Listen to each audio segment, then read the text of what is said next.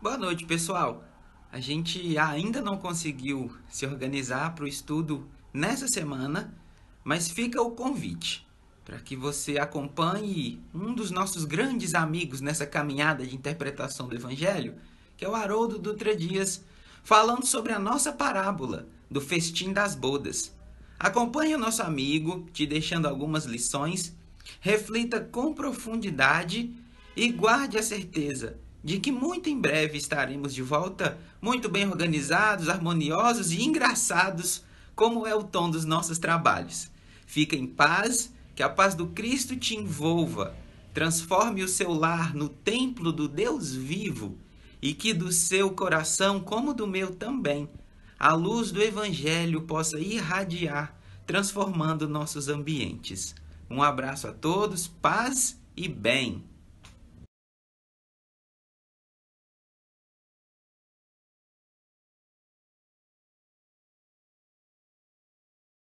Inicialmente, eu gostaria de agradecer à Federação Espírita do Estado de Alagoas por ter me dado o privilégio de conhecer pela primeira vez o Estado de Alagoas e a cidade de Maceió.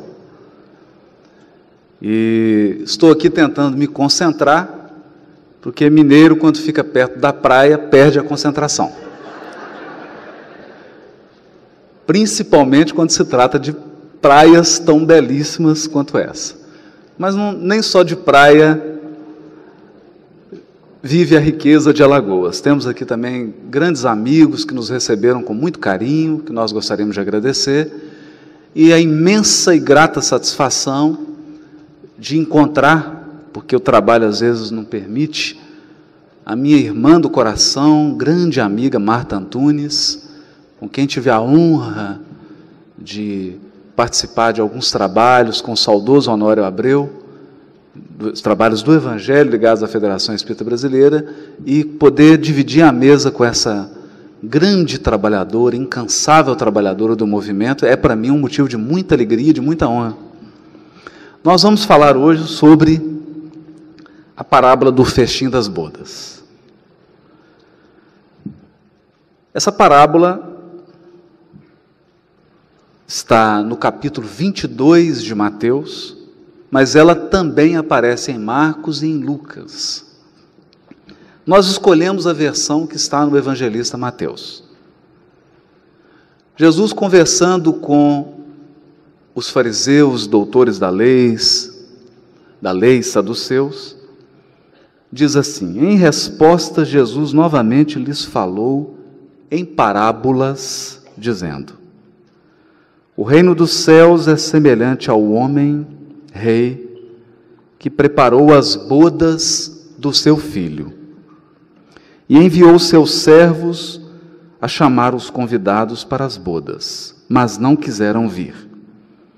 Novamente enviou outros servos, dizendo: dizei aos convidados, eis que o banquete está preparado, os meus bois e cevados abatidos, e tudo pronto.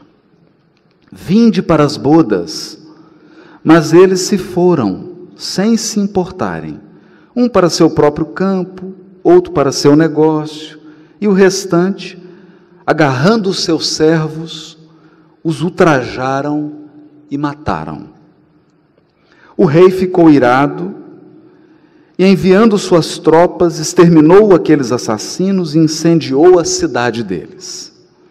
Então diz aos seus servos: as bodas estão prontas, mas os convidados não eram dignos. Ide, portanto, às saídas das estradas, e convidai para as bodas todos os que encontrardes. E os servos, saindo por aquelas estradas, reuniram todos quanto encontraram, tanto bons quanto maus, e as bodas se encheram de convivas.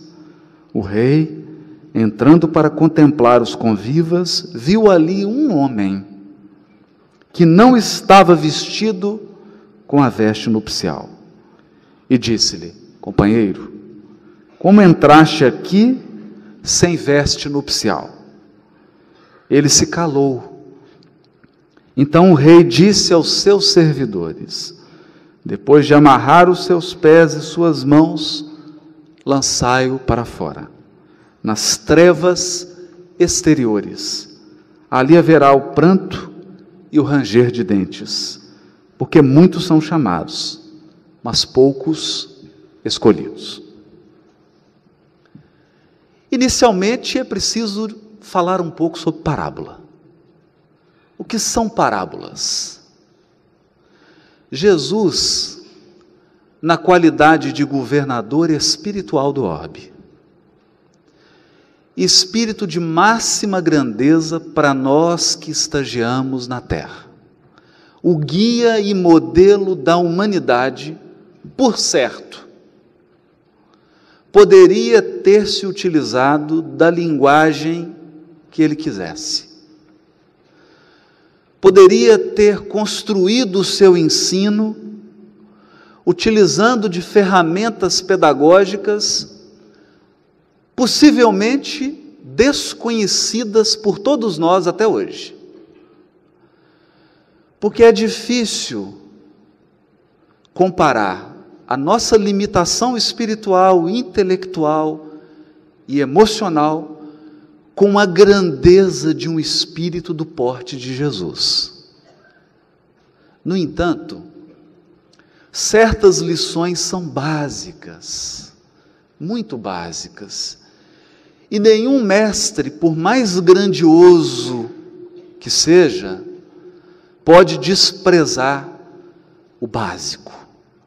E há algo básico na pedagogia. O professor, aquele que ensina, ensina para fazer-se entendido. Ninguém ensina para ser absolutamente incompreendido. Ninguém fala para ser completamente mal compreendido. Todo aquele que fala e que ensina pretende, no mínimo, um percentual de compreensão do ouvinte. E Jesus encontra na sua plateia de ouvintes, há 2000 anos atrás, um povo oriental, não um povo ocidental, na sua maior parte. Na sua maior parte.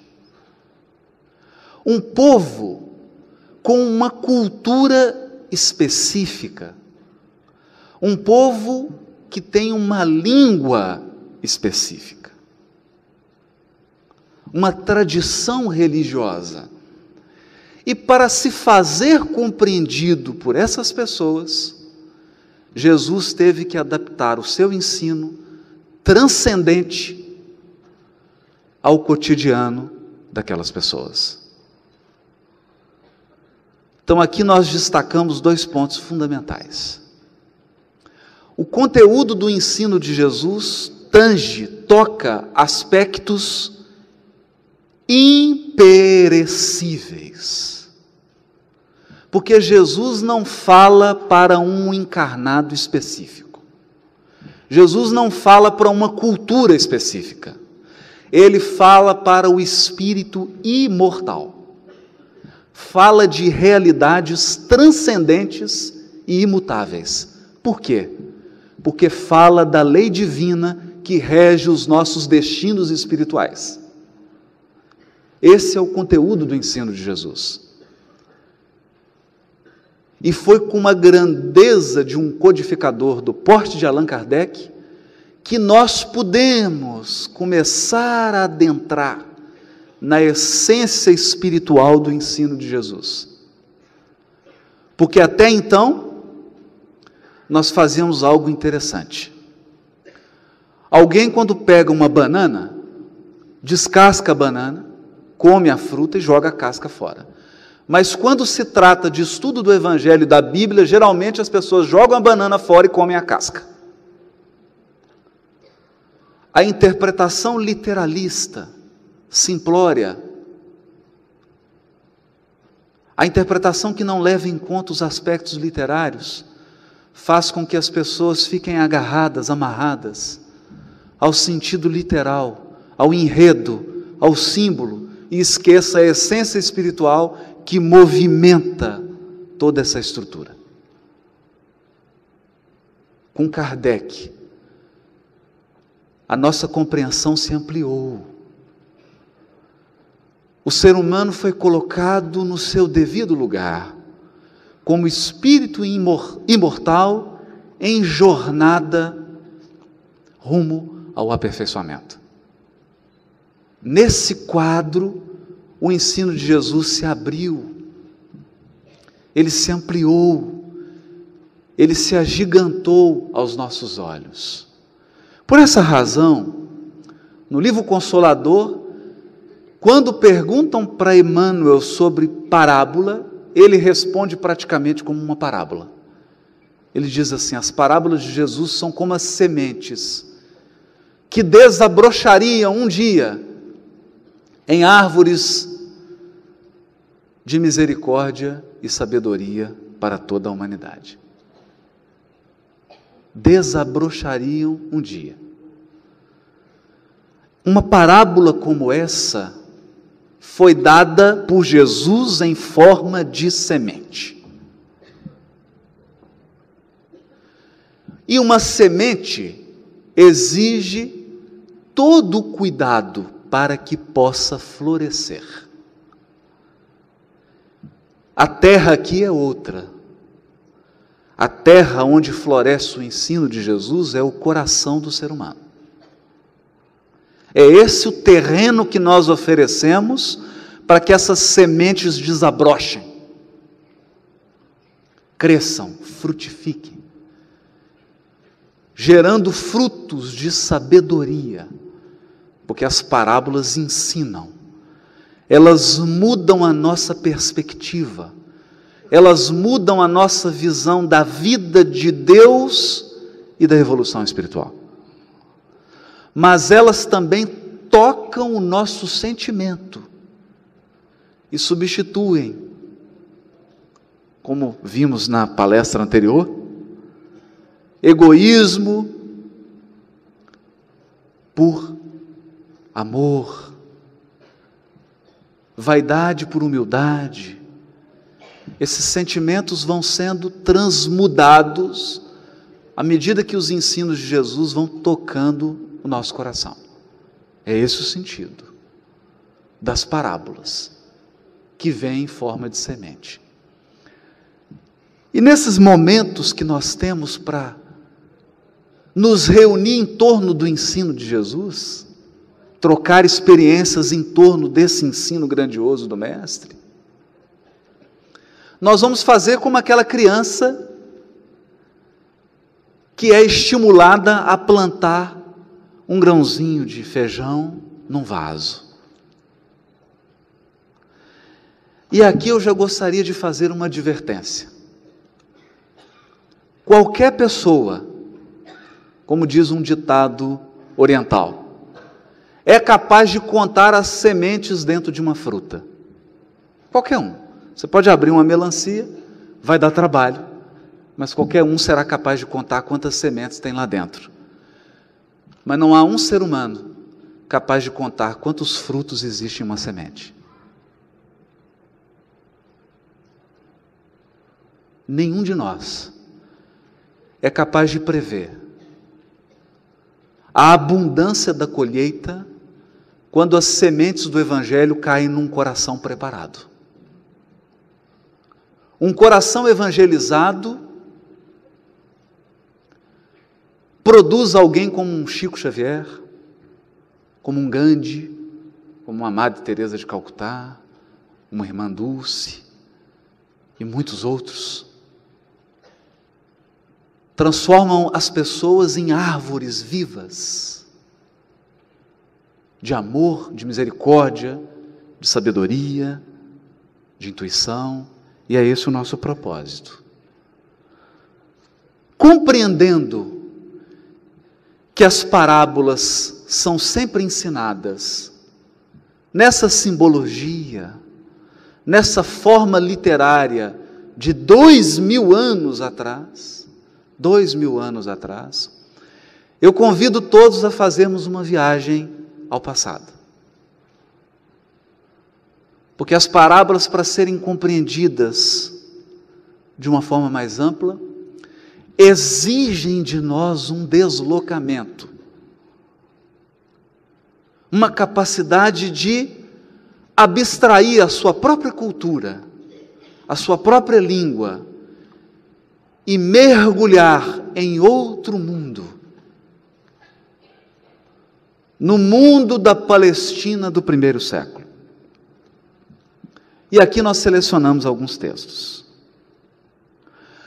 Por que Jesus compara o reino de Deus a uma festa de casamento? Por quê? Qual o sentido disso?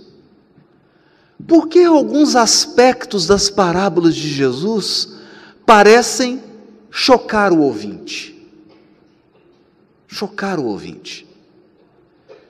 Ele convida as pessoas para uma festa de casamento, os convidados especiais, porque é um rei, é uma festa real, é como o casamento agora do príncipe, lá na Inglaterra. Eu não recebi o convite, não sei se alguém aqui recebeu, mas geralmente um rei convida pessoas especiais. O curioso nessa parábola, e em toda a parábola de Jesus há essas coisas curiosas, para forçar o ouvinte a pensar, os convidados especiais recusam o convite.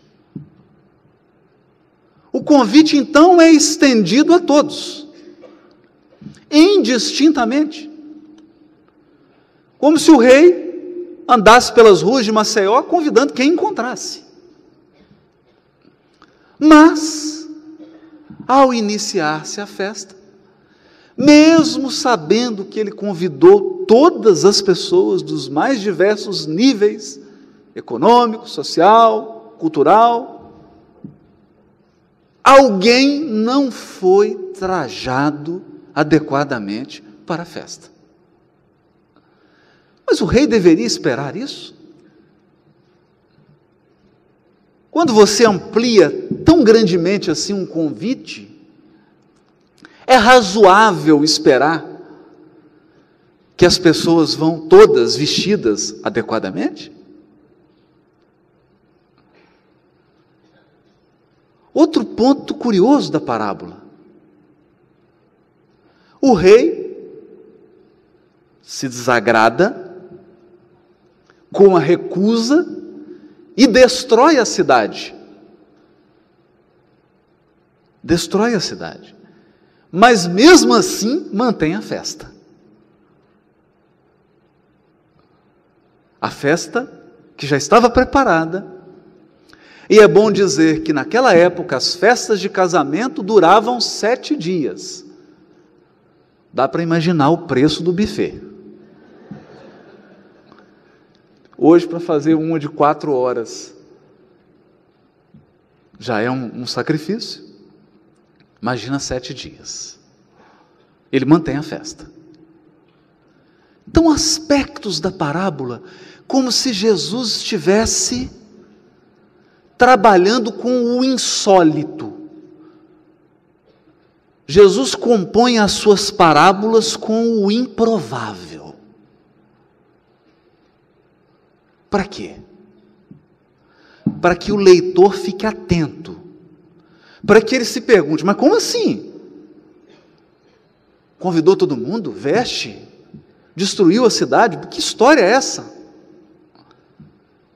Prender a atenção, chamar a atenção para pontos fundamentais, porque vamos recordar, Jesus aqui falava do transcendente, falava de aspectos ligados ao Criador, à condução da nossa evolução espiritual. Mas, para falar de coisas transcendentes, utilizava material concreto. utilizava o material do cotidiano das pessoas que estavam ouvindo. Esse é o ponto. Festa de casamento. Que história é essa? Em todos os textos da tradição do povo hebreu, a união do ser humano com Deus é simbolizada pela figura de um casamento. Pode abrir o livro do profeta Jeremias, capítulo 31, 32, 35. Pode abrir o livro do profeta Isaías, principalmente o profeta Oséias, capítulo 2, 3 e 4. E o que ele vai dizer? Quando alguém se integra a Deus, naquela tradição, naquela cultura, ocorreu um casamento. Essa é a ideia. Essa é a ideia. No profeta Oséias, o assunto é desenvolvido com uma beleza poética. Capítulo 3 e capítulo 4 de Oséias. Lá é dito que a cidade de Jerusalém e a cidade de Samaria são duas mulheres que abandonaram o seu marido e se prostituíram. Por quê? Nessa simbologia dos profetas, abandonar o Criador tem o nome de prostituição. Toda vez que nos afastamos da lei divina, toda vez que nos rebelamos espiritualmente, nos afastamos da bondade, da condução de Deus, esse comportamento é simbolizado pela prostituição. Não tem nada a ver com questão sexual. E o contrário é verdadeiro. Toda vez que nós nos voltamos para Deus, para o reino de Deus e sua justiça, como dizia Jesus no Sermão do Monte, esse movimento é simbolizado pelo casamento de uma virgem. Esse é o símbolo. Esse é o símbolo. Basta lembrarmos da parábola das 10 virgens. 10 virgens. O que elas faziam? Elas se preparavam para um casamento. Se preparavam para um casamento. Nós buscamos brevemente alguns textos.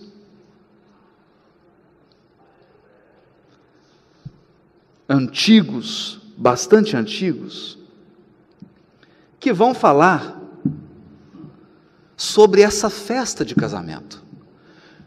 E é muito importante isso. Aqui eu retornaria ainda à primeira aparição pública de Jesus.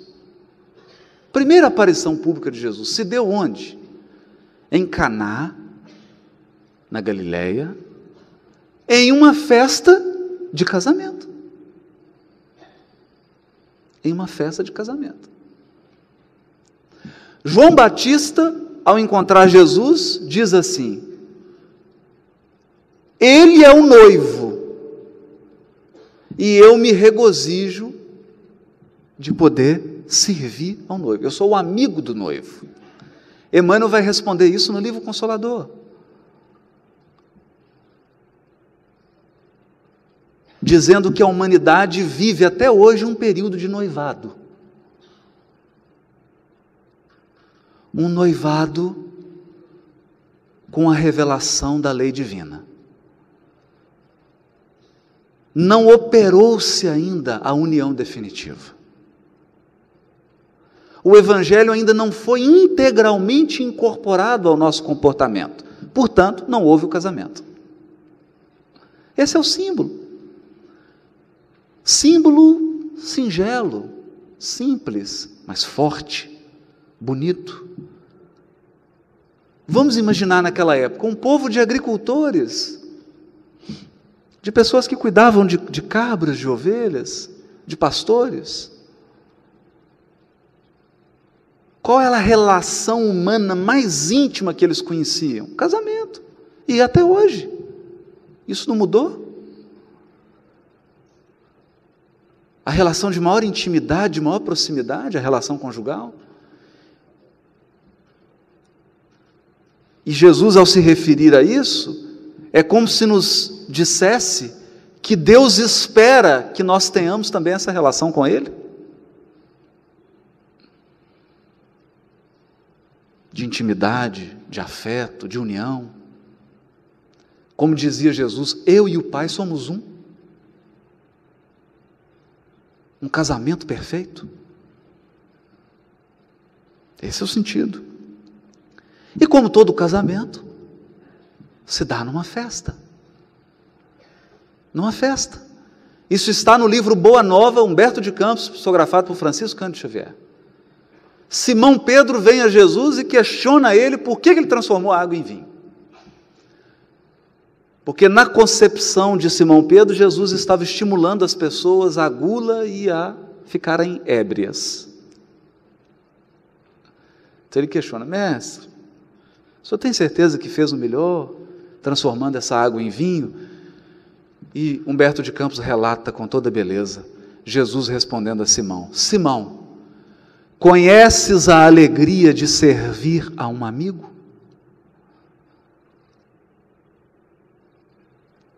Conheces a alegria de servir a um amigo? E, na sequência, as bodas de Caná simbolizam a alegria com que pretendo selar a obra do Evangelho no mundo. Está lá no livro Boa Nova. A alegria. Essa festa, esse banquete das bodas, traz um ambiente de alegria, de comemoração, de vitória. Isso não é novo. Nós encontramos no livro que foi escrito entre o Novo Testamento e o Velho Testamento, no período que fica entre esses grandes livros, chamados de período intertestamentário, que está entre os dois.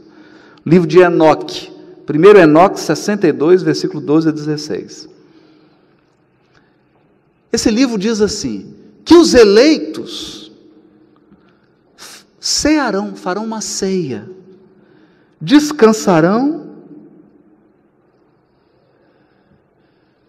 e se alegrarão com o Filho do Homem, para todo sempre. Eles portarão as vestes da glória. Estas vossas vestes se transformarão nas vestes da vida. Olha, esse é um texto que tem 2150 anos, esse texto que eu estou lendo.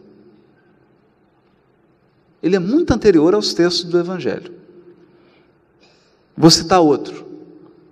Segundo o livro de Enoque, capítulo 42, versículo 5. Ele descreve o descanso preparado para os justos como um banquete de alegria. Olha a ideia da ceia, do banquete. Mas o mais extraordinário, um texto antigo, muito antigo, contemporâneo aos textos do Novo Testamento, ele não está na Bíblia, é o 4º livro de Esdras, para quem está anotando, capítulo 2, versículo 38 até o 45. Ele fala que no mundo vindouro, olha que interessante isso, no mundo que está por vir, que será herdado pelos justos e pelos bons, haverá um grande banquete. Um banquete de bodas, exatamente como a nossa parábola. Mas ele fala assim, Eu até grifei essa frase. Que nesse banquete, os convidados iriam tirar as vestes mortais e vestiriam as vestes imortais.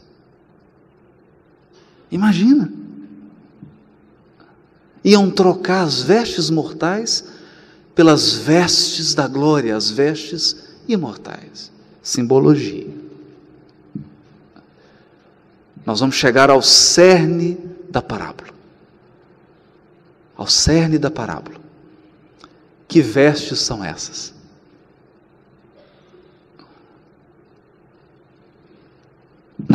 Na concepção daquele povo, eles já entreviam um mundo feliz. Eles já imaginavam que a terra passaria por um processo de transição e seria transformada num mundo em que a paz, a justiça, a fraternidade, o amor reinariam. Mas eles sabiam que num mundo desses não é possível usufruir a felicidade com vestes mortais. Você precisava de uma outra vestimenta. É bonito isso, porque o corpo aqui é visto como veste, e é o que nós aprendemos com Kardec.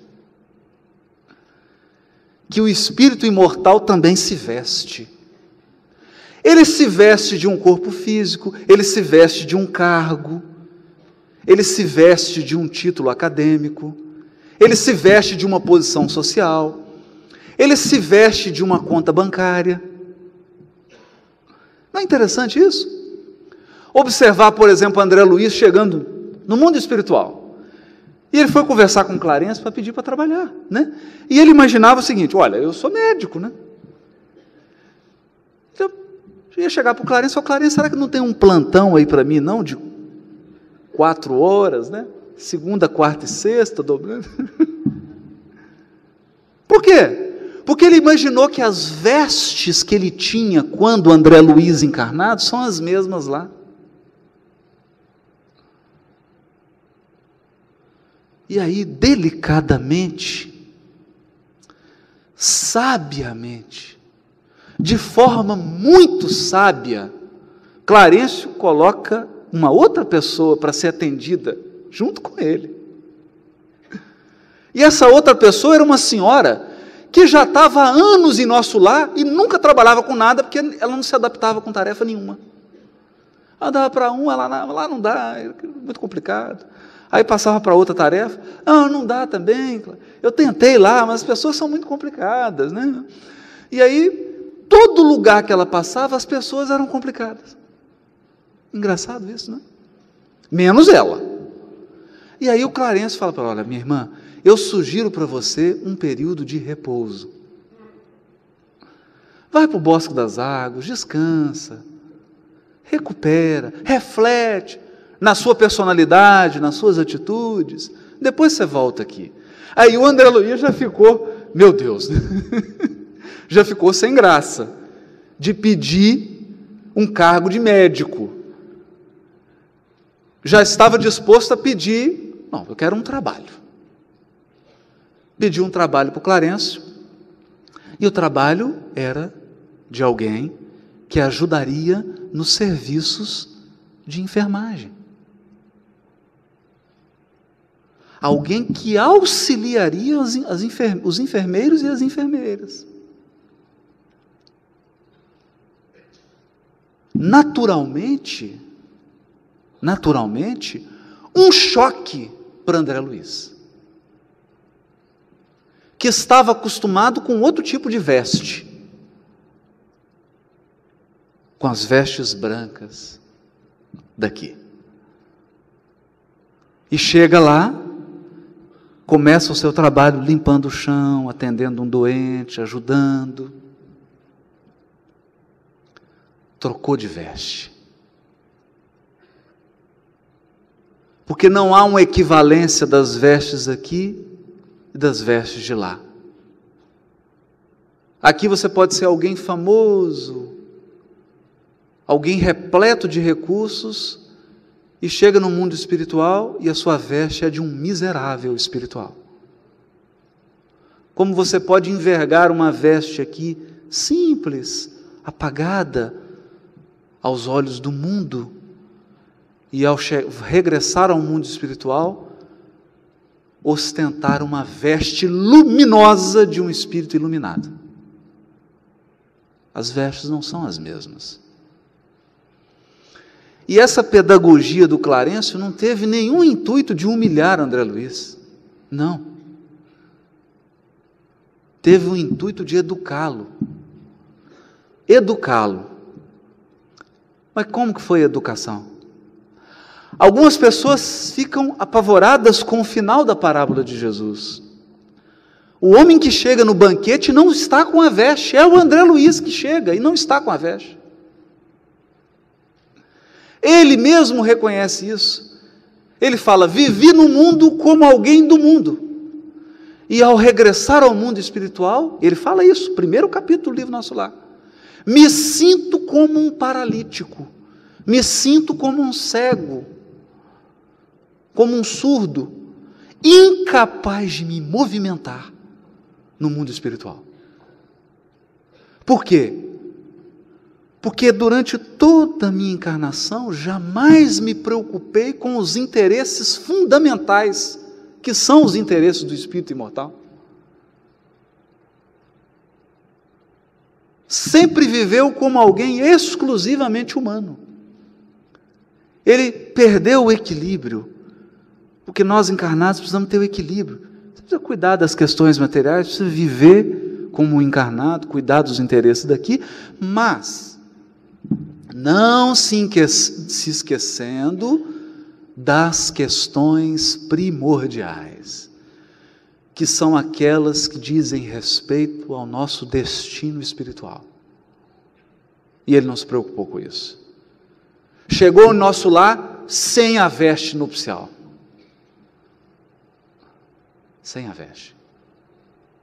E o que Clarencio fez com André Luiz? Amarrou as mãos e os pés dele. É a parábola. O homem que estava sem as vestes é retirado, amarra o pé, amarra, e aí vai haver pranto e ranger de dentes. Por que amarrar pé e mão?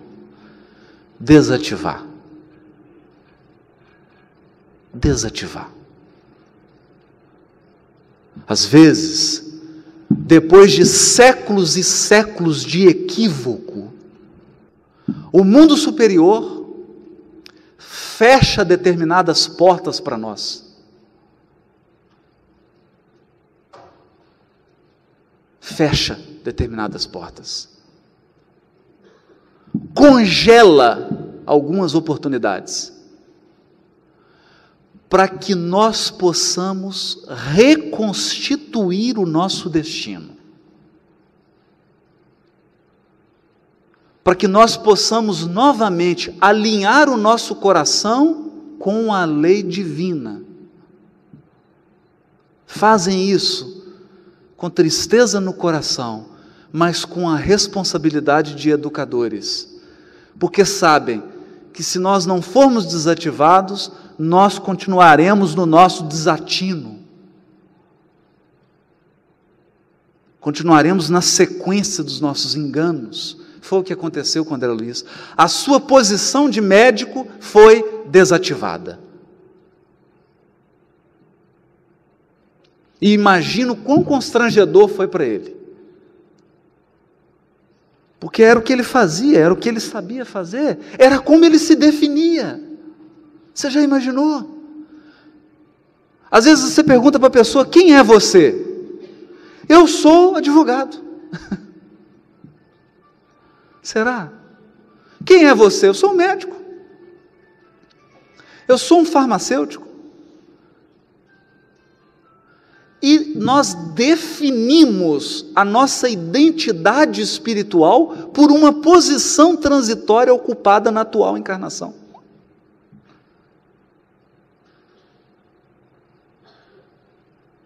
Então, quando o Clarencio diz para André Luiz, não, você não é médico, imagina o que deve ter passado na cabeça dele. Então, o que eu sou?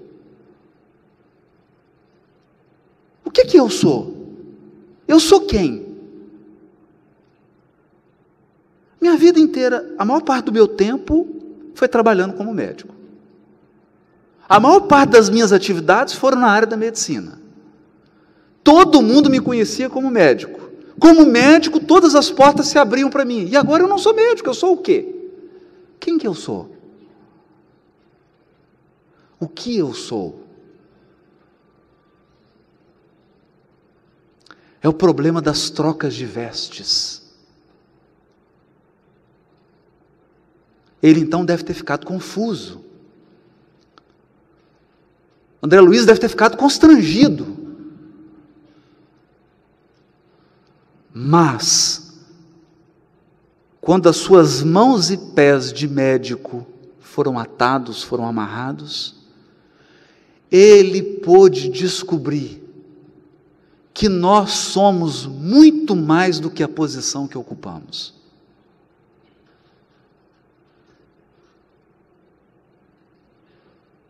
Nós somos muito mais que o momento que vivemos.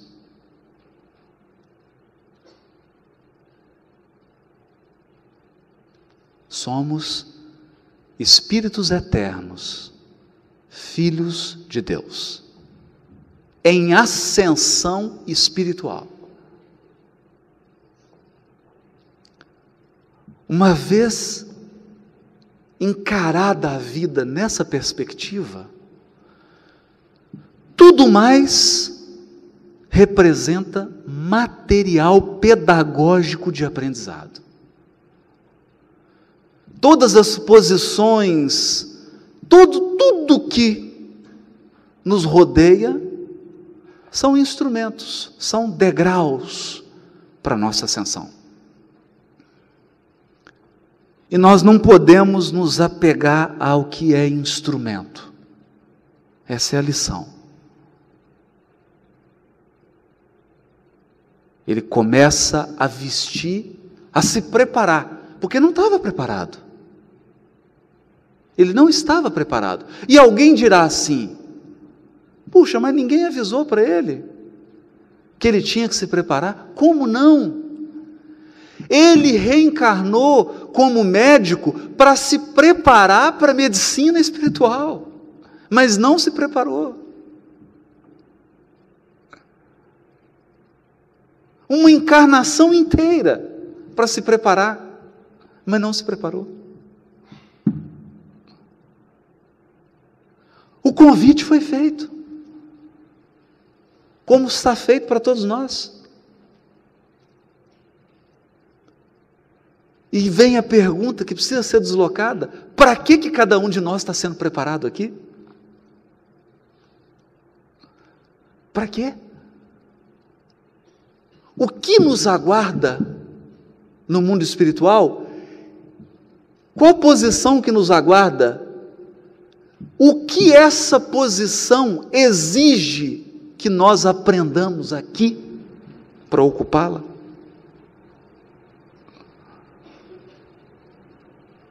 Essa é uma questão fundamental. Fundamental.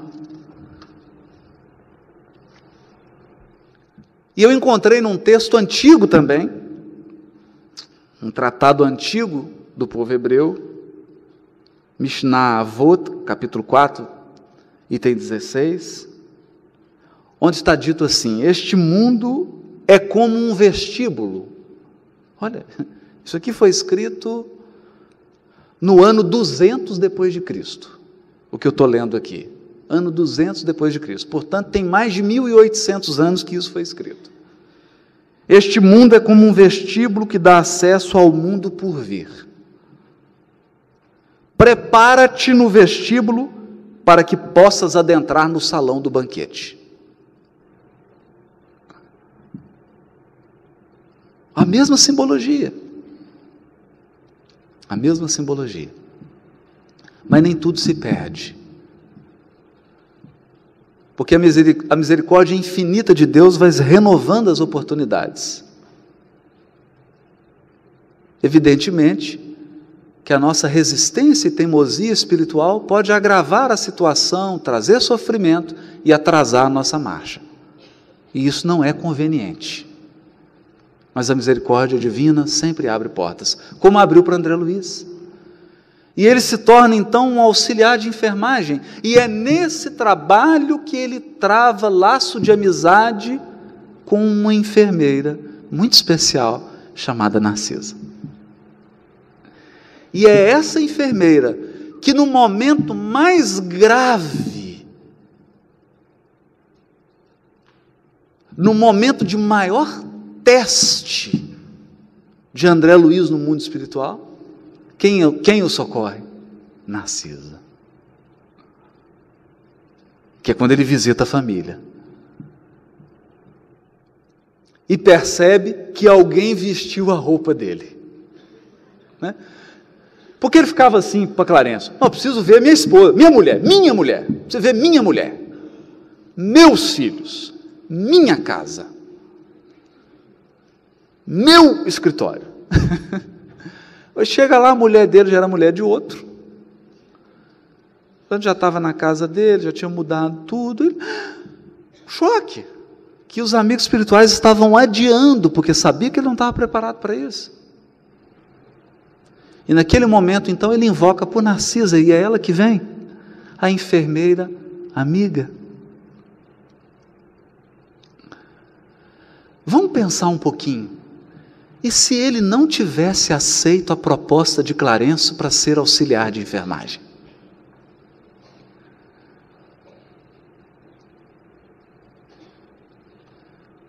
Nós não sabemos o que poderia acontecer. Porque é assim que Deus opera. A misericórdia divina vai nos encontrando pelas circunstâncias mais inusitadas.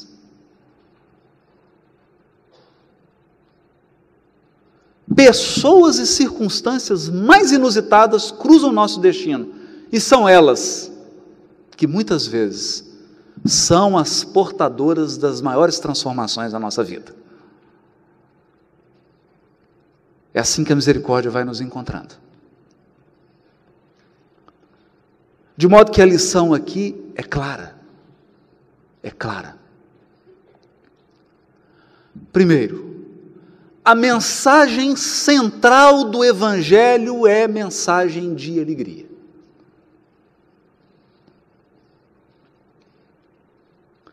No cerne do Evangelho está a alegria.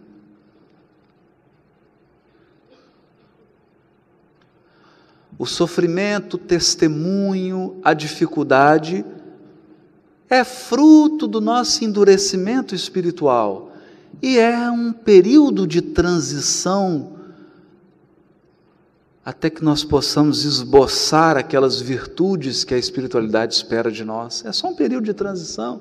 Todo mundo se fixa no momento da crucificação, mas ninguém se lembra das bodas de Caná.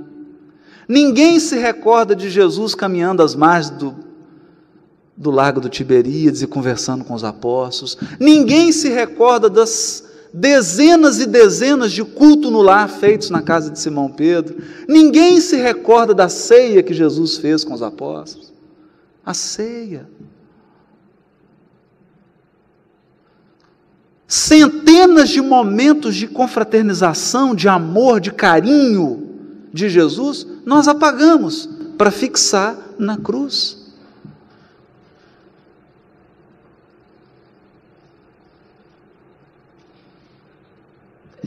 É um problema de foco. Humberto de Campos tem um conto curioso. Jesus andava com os apóstolos e tinha um cachorro morto. Todos os apóstolos põem a mão no nariz. Meu Deus, que cheiro ruim, que cheiro horrível. E Jesus passa. Que dente bonito. Ninguém viu o dente. Ninguém viu o dente.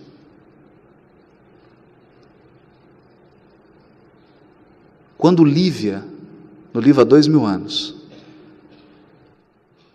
depois de passar pela transição do martírio, porque toda dificuldade passa, toda provação, toda luta é provisória. Depois de passar por esse período drástico da vida dela, ela é recebida e levada para regiões do mundo espiritual que, como é que nós vamos traduzir uma região espiritual do mundo dessa? Como um banquete de bodas, como uma festa espiritual. Ela então é apresentada para aquele ambiente e fala: olha, aqui é o seu novo lar. Ela fala: mas se eu soubesse que era tão bonita assim, eu já tinha passado pelo sofrimento mais rápido lá, já tinha apressado as coisas. É desproporcional o que nos aguarda. É desproporcional. Os projetos do governador espiritual do orbe para a terra, os projetos de Jesus para a terra, se nós soubermos incorporar o seu evangelho de amor ao nosso coração, são projetos deslumbrantes. Deslumbrantes. Basta dizer o seguinte: depois abram lá o Evangelho segundo o Espiritismo, o Livro dos Espíritos, a obra de Kardec, porque é Kardec que vai dizer: mundo de regeneração é mundo de transição.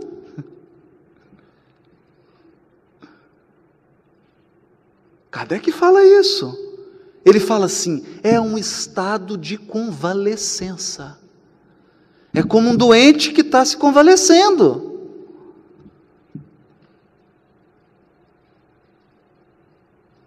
A terra está saindo de expiação e prova, vai passar por umas tremidas, né, para acordar, ingressa num período transitório de mundo de regeneração, de construção, para aí sim,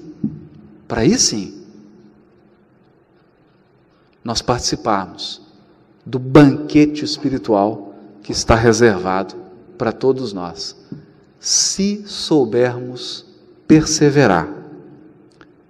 E se soubermos engrandecer o nosso espírito de virtudes, de sabedoria, a exemplo do nosso guia e modelo, para através dessa vivência ostentar a veste dos espíritos superiores, que nos colocarão em condições de participar desse grande banquete. E não nos esqueçamos,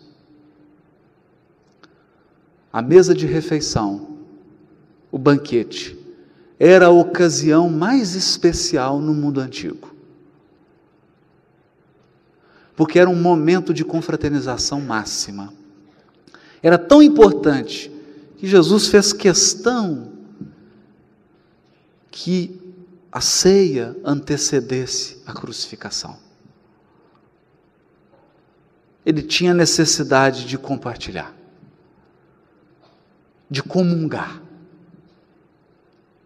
E o mundo que a terra se tornará pode ser resumido, como diz Leonardo Boff, num grande banquete.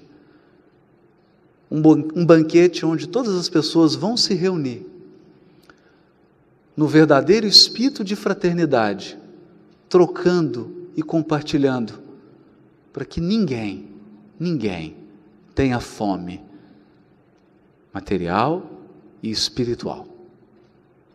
Bom festim de bodas para todos. Muito obrigado.